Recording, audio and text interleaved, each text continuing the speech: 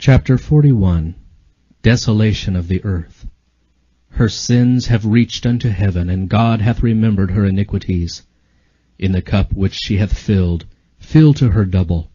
How much she hath glorified herself, and lived deliciously, so much torment and sorrow give her. For she saith in her heart, I sit a queen, and am no widow, and shall see no sorrow. Therefore shall her plagues come in one day, death, and mourning, and famine. And she shall be utterly burned with fire, for strong is the Lord God who judgeth her. And the kings of the earth who have committed fornication, and lived deliciously with her, shall bewail her, and lament for her, saying, Alas, alas, that great city Babylon, that mighty city, for in 1 hour is thy judgment come. Revelation 18:5-10. The merchants of the earth, that have waxed rich through the abundance of her delicacies, shall stand afar off for the fear of her torment, weeping and wailing, and saying, Alas, alas, that great city that was clothed in fine linen, and purple, and scarlet, and decked with gold, and precious stones, and pearls. For in 1 hour so great riches is come to naught. Revelation 18:11-3 and 15-17. Such are the judgments that fall upon Babylon in the day of the visitation of God's wrath. She has filled up the measure of her iniquity. Her time has come. She is ripe for destruction. When the voice of God turns the captivity of his people, there is a terrible awakening of those who have lost all in the great conflict of life. While probation continued, they were blinded by Satan's deceptions, and they justified their course of sin. The rich prided themselves upon their superiority to those who were less favored, but they had obtained their riches by violation of the law of God. They had neglected to feed the hungry, to clothe the naked, to deal justly, and to love mercy. They had sought to exalt themselves and to obtain the homage of their fellow creatures. Now they are stripped of all that made them great, and are left destitute and defenseless. They look with terror upon the destruction of the idols, which they preferred before their Maker. They have sold their souls for earthly riches and enjoyments, and have not sought to become rich toward God. The result is, their lives are a failure. Their pleasures are now turned to gall, their treasures to corruption. The gain of a lifetime is swept away in a moment. The rich bemoan the destruction of their grand houses, the scattering of their gold and silver, but their lamentations are silenced by the fear that they themselves are to perish with their idols.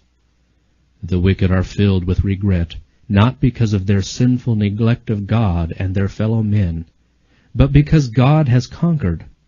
They lament that the result is what it is, but they do not repent of their wickedness. They would leave no means untried to conquer if they could. The world see the very class whom they have mocked and derided and desired to exterminate pass unharmed through pestilence, tempest, and earthquake. He who is to the transgressors of his law a devouring fire is to his people a safe pavilion. The minister who has sacrificed truth to gain the favor of men now discerns the character and influence of his teachings. It is apparent that the omniscient eye was following him as he stood in the desk, as he walked the streets, as he mingled with men in the various scenes of life. Every motion of the soul, every line written, every word uttered, every act that led men to rest in a refuge of falsehood, has been scattering seed, and now, in the wretched lost souls around him, he beholds the harvest. Saith the Lord, They have healed the hurt of the daughter of my people slightly, saying, Peace, peace, when there is no peace. With lies ye have made the heart of the righteous sad, whom I have not made sad, and strengthened the hands of the wicked, that he should not return from his wicked way, by promising him life. Jeremiah 8:11 and Ezekiel 13:22. Woe be unto the pastors that destroy and scatter the sheep of my pasture. Behold, I will visit upon you the evil of your doings. Howl, ye shepherds, and cry, and wallow yourselves in the ashes, ye principal of the flock. For your days for slaughter and of your dispersions are accomplished, and the shepherds shall have no way to flee, nor the principal of the flock to escape. Jeremiah 23:1 and 2, 25:34 and 5. Ministers and people see that they have not sustained the right relation to God. They see that they have rebelled against the author of all just and righteous law. The setting aside of the divine precepts gave rise to thousands of springs of evil, discord, hatred, iniquity, until the earth became one vast field of strife, one sink of corruption. This is the view that now appears to those who rejected truth and chose to cherish error. No language can express the longing which the disobedient and disloyal feel for that which they have lost forever, eternal life. Men whom the world has worshipped for their talents and eloquence now see these things in their true light. They realize what they have forfeited by transgression, and they fall at the feet of those whose fidelity they have despised and derided, and confess that God has loved them. The people see that they have been deluded. They accuse one another of having led them to destruction, but all unite in heaping their bitterest condemnation upon the ministers. Unfaithful pastors have prophesied smooth things. They have led their hearers to make void the law of God, and to persecute those who would keep it holy. Now, in their despair, these teachers confess before the world their work of deception. The multitudes are filled with fury. "We are lost," they cry, "and you are the cause of our ruin." And they turn upon the false shepherds. The very ones that once admired them most will pronounce the most dreadful curses upon them. The very hands that once crowned them with laurels will be raised for their destruction. The swords which were to slay God's people are now employed to destroy their enemies. Everywhere there is strife and bloodshed. A noise shall come even to the ends of the earth, for the Lord hath a controversy with the nations. He will plead with all flesh. He will give them that are wicked to the sword. Jeremiah 25:31. For 6,000 years the great controversy has been in progress. The Son of God and his heavenly messengers have been in conflict with the power of the evil one, to warn, enlighten, and save the children of men. Now all have made their decisions. The wicked have fully united with Satan in his warfare against God. The time has come for God to vindicate the authority of his downtrodden law. Now the controversy is not alone with Satan, but with men. The Lord hath a controversy with the nations. He will give them that are wicked to the sword. The mark of deliverance has been set upon those that sigh and that cry for all the abominations that be done. Now the angel of death goes forth, represented in Ezekiel's vision, by men with the slaughtering weapons, to whom the command is given, "Slay utterly, old and young, both maids and little children, and women. But come not near any man upon whom is the mark, and begin at my sanctuary." Says the prophet, "They began at the ancient men which were before the house," Ezekiel 9:1-6. The work of destruction begins among those who have professed to be the spiritual guardians of the people. The false watchmen are first to fall. There are none to pity or to spare. Men, women, maidens, and little children perish together. The Lord cometh out of his place to punish the inhabitants of the earth for their iniquity. The earth also shall disclose her blood, and shall no more cover her slain. Isaiah 26:21. And this shall be the plague wherewith the Lord will smite all the people that have fought against Jerusalem. Their flesh shall consume away while they stand upon their feet, and their eyes shall consume away in their holes, and their tongue shall consume away in their mouth. And it shall come to pass in that day that a great tumult from the Lord shall be among them, and they shall lay hold every one on the hand of his neighbor, and his hand shall rise up against the hand of his neighbor. Zechariah 14:12-13. In the mad strife of their own fierce passions, and by the awful outpouring of God's unmingled wrath, fall the wicked inhabitants of the earth, priests, rulers, and people, rich and poor, high and low, and the slain of the Lord shall be at that day from one end of the earth, even unto the other end of the earth. They shall not be lamented, neither gathered, nor buried. Jeremiah 25:33. At the coming of Christ, the wicked are blotted from the face of the whole earth, consumed with the spirit of his mouth, and destroyed by the brightness of his glory. Christ takes his people to the city of God, and the earth is emptied of its inhabitants. Behold, the Lord maketh the earth empty, and maketh it waste, and turneth it upside down, and scattereth abroad the inhabitants thereof. The land shall be utterly emptied, and utterly spoiled, for the Lord hath spoken this word. Because they have transgressed the laws, changed the ordinance, broken the everlasting covenant, therefore hath the curse devoured the earth, and they that dwell therein are desolate. Therefore the inhabitants of the earth are burned. Isaiah 24, 1, 3, 5, and 6. The whole earth appears like a desolate wilderness. The ruins of cities and villages destroyed by the earthquake, uprooted trees, ragged rocks thrown out by the sea or torn out of the earth itself, are scattered over its surface, while vast caverns mark the spot where the mountains have been rent from their foundations. Now the event takes place foreshadowed in the last solemn service of the Day of Atonement, when the ministration in the Holy of Holies had been completed, and the sins of Israel had been removed from the sanctuary by virtue of the blood of the sin offering. Then the scapegoat was presented alive before the Lord, and in the presence of the congregation the high priest confessed over him all the iniquities of the children of Israel, and all their transgressions in all their sins, putting them upon the head of the goat. Leviticus 16:21. In like manner, when the work of atonement in the heavenly sanctuary has been completed, then in the presence of God and heavenly angels, and the hosts of the redeemed, the sins of God's people will be placed upon Satan. He will be declared guilty of all the evil which he has caused them to commit. And as the scapegoat was sent away into a land not inhabited, so Satan will be banished to the desolate earth, an uninhabited and dreary wilderness. The Revelator foretells the banishment of Satan and the condition of chaos and desolation to which the earth is to be reduced, and he declares that this condition will exist for 1,000 years. After presenting the scenes of the Lord's second coming and the destruction of the wicked, the prophecy continues. I saw an angel come down from heaven, having the key of the bottomless pit, and a great chain in his hand.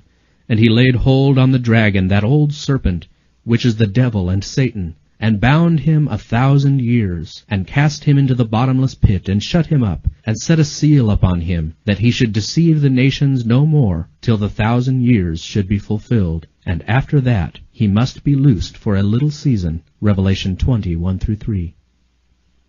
That the expression bottomless pit represents the earth in a state of confusion and darkness is evident from other scriptures. Concerning the condition of the earth in the beginning, the Bible record says that it was without form and void, and darkness was upon the face of the deep. Genesis 1:2. Prophecy teaches that it will be brought back, partially at least, to this condition. Looking forward to the great day of God, the prophet Jeremiah declares, I beheld the earth, and lo, it was without form and void, and the heavens, and they had no light. I beheld the mountains, and lo, they trembled, and all the hills moved lightly. I beheld, and lo, there was no man, and all the birds of the heavens were fled. I beheld, and lo, the fruitful place was a wilderness, and all the cities thereof were broken down. Jeremiah 4:23-26. Here is to be the home of Satan with his evil angels for 1,000 years. Limited to the earth, he will not have access to other worlds, to tempt and annoy those who have never fallen. It is in this sense that he is bound. There are none remaining upon whom he can exercise his power. He is wholly cut off from the work of deception and ruin, which for so many centuries has been his sole delight. The prophet Isaiah, looking forward to the time of Satan's overthrow, exclaims, How art thou fallen from heaven, O Lucifer, son of the morning! How art thou cut down to the ground, which didst weaken the nations! Thou hast said in thine heart, I will ascend into heaven, I will exalt my throne above the stars of God. I will be like the Most High. Yet thou shalt be brought down to hell, to the sides of the pit.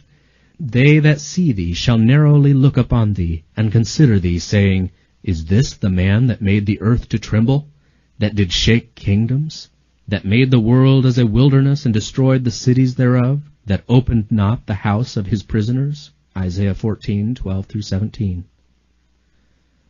For 6,000 years, Satan's work of rebellion has made the earth to tremble. He has made the world as a wilderness, and destroyed the cities thereof. And he opened not the house of his prisoners. For 6,000 years his prison house has received God's people, and he would have held them captive forever, but Christ has broken his bonds and set the prisoners free. Even the wicked are now placed beyond the power of Satan, and alone with his evil angels he remains to realize the effect of the curse which sin has brought. The kings of the nations, even all of them, lie in glory, every one in his own house, the grave. But thou art cast out of thy grave like an abominable branch. Thou shalt not be joined with them in burial, because thou hast destroyed thy land, and slain thy people. Isaiah 14:18-20.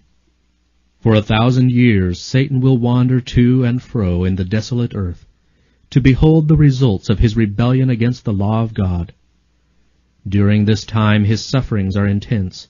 Since his fall, his life of unceasing activity has banished reflection, but he is now deprived of his power, and left to contemplate the part which he has acted since first he rebelled against the government of heaven, and to look forward with trembling and terror to the dreadful future when he must suffer for all the evil that he has done, and be punished for the sins that he has caused to be committed.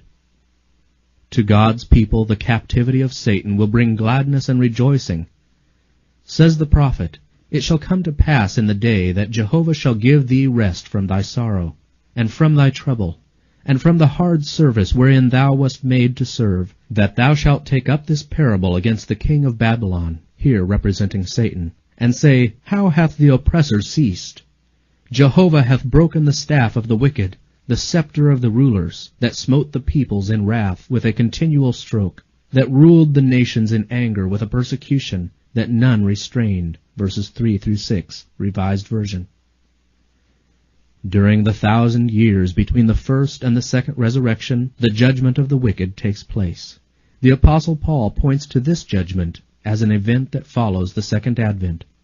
"Judge nothing before the time until the Lord come, who both will bring to light the hidden things of darkness, and will make manifest the counsels of the hearts." 1 Corinthians 4:5. Daniel declares that when the Ancient of Days came, judgment was given to the saints of the Most High. Daniel 7:22. At this time the righteous reign as kings and priests unto God. John in the Revelation says, "I saw thrones, and they sat upon them, and judgment was given unto them. And they shall be priests of God and of Christ, and shall reign with him 1,000 years." Revelation 20:4-6. It is at this time that, as foretold by Paul, the saints shall judge the world. 1 Corinthians 6:2. In union with Christ they judge the wicked, comparing their acts with the statute book, the Bible, and deciding every case according to the deeds done in the body. Then the portion which the wicked must suffer is meted out, according to their works, and it is recorded against their names in the book of death. Satan also and evil angels are judged by Christ and his people. Says Paul, "Know ye not that we shall judge angels?" Verse 3. And Jude declares that the angels which kept not their first estate, but left their own habitation, he hath reserved in everlasting chains, under darkness, unto the judgment of the great day. Jude 6. At the close of the 1,000 years, the second resurrection will take place. Then the wicked will be raised from the dead and appear before God for the execution of the judgment written. Thus the Revelator, after describing the resurrection of the righteous, says, "The rest of the dead lived not again until the 1,000 years were finished." Revelation 20:5.